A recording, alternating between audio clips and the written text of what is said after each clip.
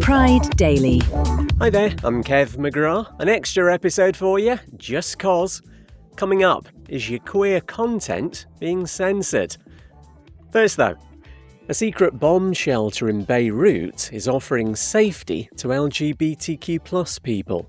Israel's attacks on Lebanon over the last few months have displaced more than 1 million people, many moving in with relatives in safer areas.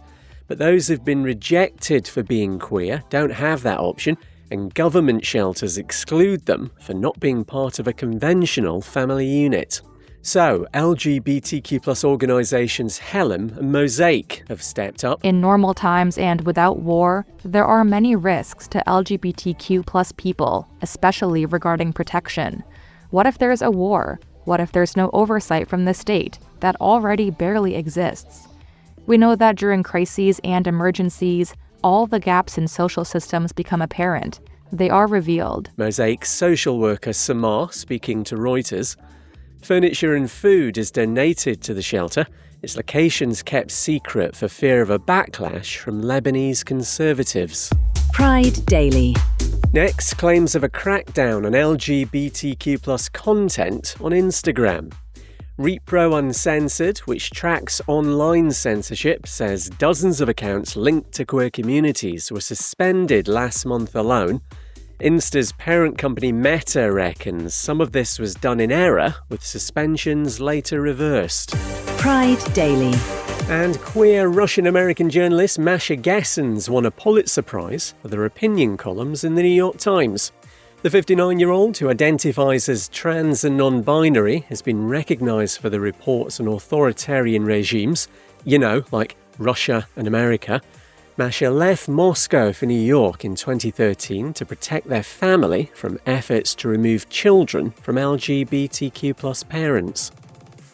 No time to tell you that Intersectionality Awareness Week starts today. It highlights how different aspects of identity, like sexuality, gender, race and disability, can overlap and shape experiences of discrimination and inequality. Pride Daily. Hi there, I'm Kev McGrath. Coming up, Tommy Dorfman's Transphobic Texter, Part 2. First though, don't know if Harry Potter's Wicked Grandma was a fan of democracy before the weekend, but Scotland's parliamentary elections have seen a transgender candidate win a seat, and it's in the Edinburgh and Lothians East region where the author lives. My name is Dr. Q Madhavanan. I am a transgender Tamil immigrant. My pronouns are they, them. I am, to some in this country, everything that the hateful despise, and I'm standing here as your MSP now with care. And this is what diversity looks like in power. Dr. Q's one of two newly elected trans MSPs, both from the Green Party, Scotland's first transgender lawmakers. And what with Grandma's well-documented gender-critical views, she'll be absolutely cock-a-hoop. Pride Daily. Next, gay Turkish singer Mabel Matiz has been acquitted of obscenity over some of his lyrics. All to do with the track Per Parisian, which prosecutors said indirectly incited sexual desire and contained erotic connotations. Translations vary, but I do hope this line's right. The devil in me says jump on him, let the bird fly to his nest. Mabel could have been jailed for up to 3 years. Pride Daily. And after transgender actress Tommy Dorfman's recent encounter with a transphobe on a plane, she's now been in contact with him.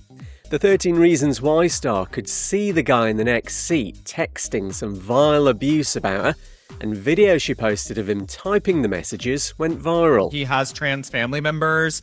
He's speaking with his rabbi and trying to educate himself. And I believe that. I think, shame isn't always the way to go for growth, but sometimes measures have to be taken. Tommy's now taken down the video and says she forgives him.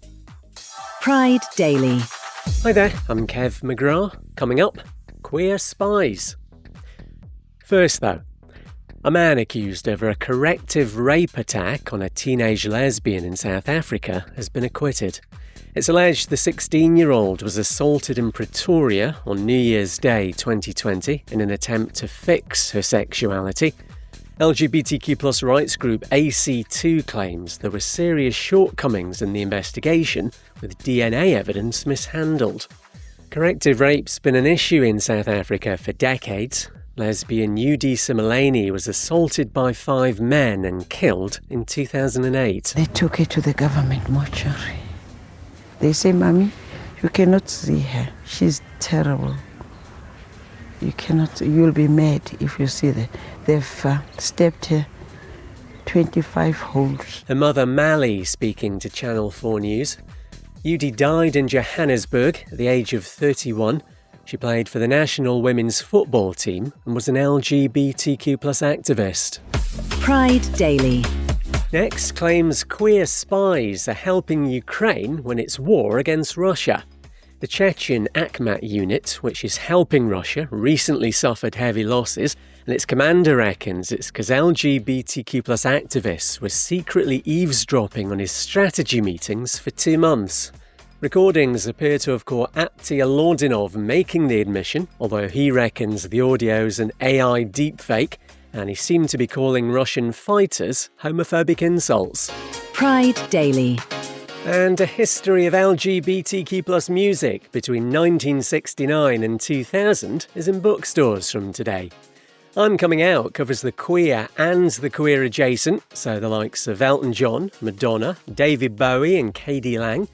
It's the work of gay veteran music journalist Barry Walters, who's been inspired by early 80s book The Celluloid Closet, Homosexuality in the Movies. No time to tell you that LGBTQ plus groups in Victoria in Australia are getting $1.6 million from the state government. Grants will go towards projects including Transgender Victoria's Mobile Affirmation Station, love that name, and the Intersex Peer Support Programme. Queer Family Podcast. If you've ever felt like your family didn't fit the traditional mold, this show is for you.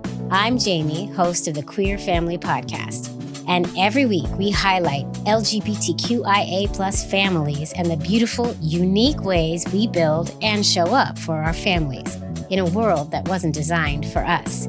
We celebrate, highlight, uplift, and normalize queer families because our stories deserve center stage. New episodes every Monday. Listen wherever you get your pods. Love is love on the Queer Family Podcast. Love is love. Pride Daily. Hi there, I'm Kev McGrath. Coming up, Spain's got top queer credentials. First though, Jason Collins, the first out gay basketball player in America's NBA, has died. The 47-year-old was diagnosed with an aggressive brain cancer called glioblastoma last December. He'd been trying experimental targeted chemotherapy in Singapore to buy himself some more time. Jason came out in 2013, a year before he retired. Towards the end of his career, he just said, "You know what? I'm living in the closet is not living at all, and I am going to be who I am." His whole life opened up. He got calls from Oprah, from President Obama back in the day, and they said, what you just did is going to help not only you, but somebody you maybe have never met. Jason's friend, ESPN's Ramona Shelburne. His former club, the Brooklyn Nets, have put out a statement saying they're heartbroken. He married film producer Bronson Green just under a year ago. Pride Daily. Next, Spain's now the top-rated country in Europe when it comes to LGBTQ plus rights. That's if you go by the yearly rainbow map from advocacy organisation ILGA Europe, which also puts Malta, Iceland, Belgium and Denmark in the top 5. Malta had been leading for 10 years. Spain's brought in new legal protections, equality plans and reforms to transgender healthcare. Bottom of the list, you've got Russia. Surprise! Pride Daily. And gay Slovakian politician Michal Sabo has got married. The 34-year-old had to go to Austria to tie the knot with Michal Ševčík though, because there's no same-sex marriage in their home country. Sabo's from the left-wing Progressive Slovakia Party, the main opposition. He came out last year and used to be a TV presenter. Pride Daily. Hi there, I'm Kev McGrath. Coming up, some queer soulmates. First though, We hear from the gay dads abused by a right-wing rage baiter for being parents. Anthony and David Vullen were out with their 3-month-old son a few weeks ago in West Hollywood's Rainbow District, but Riley Nemi was on the prowl for victims, pretending to be a reporter from CNN. So, have you ever heard about the statistics coming out that gay men are statistically much more likely to commit child molestation? They're not, but you knew that already. David tells the real CNN he and Anthony were manipulated by Nemi, who just wants to profit from viral content. When someone inserts themselves into a specific community with the intention of triggering people, it's not freedom of expression, it's exploitation. David's the one who's now in trouble, though, for pushing Nemi and spent a night in jail. He's been charged over claims the bedwetter's camera was damaged. A GoFundMe's raised nearly $200,000 to cover legal costs. Pride Daily. Next, the European Union's stopping short of a ban on LGBTQ+ conversion therapy. That's despite more than 1 million people signing a petition calling for one across the 27 member states. Instead, the EU is going to make a recommendation next year for nations to implement their own bans individually, like 8 already have. Conversion therapy is a discredited practice which attempts to straighten out queer people. Pride Daily. And queer drama Soulmate premieres today on Netflix. It charts the love story of Japanese ice hockey player Ryu and Korean boxer Johan, who feel an instant connection despite their different backgrounds and speaking different languages. We follow them over the course of 10 years as their journey takes them through Berlin, Seoul and Tokyo. Pride Daily. Hi there, I'm Kev McGrath. Coming up, good news for drag queens in Denmark. First though, a female-only social media app that discriminated against a transgender woman now has to pay double the original compensation.